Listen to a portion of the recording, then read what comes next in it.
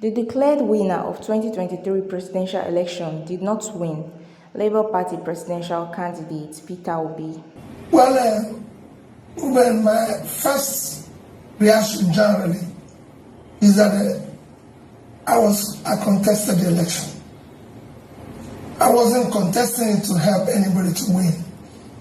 And I continue to say that even the declared winner did not win. You might have been declared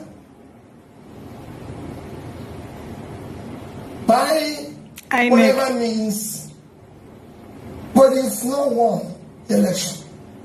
Ruben, to win is to win the people.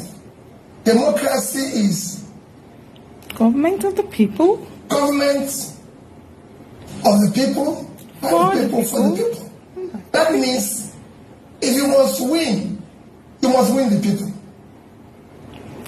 But if you don't win the people, you don't win. He didn't win me. He And I can tell you, the last election, the declared person, no win. However, that is what we're challenging. Rascality is what we're challenging.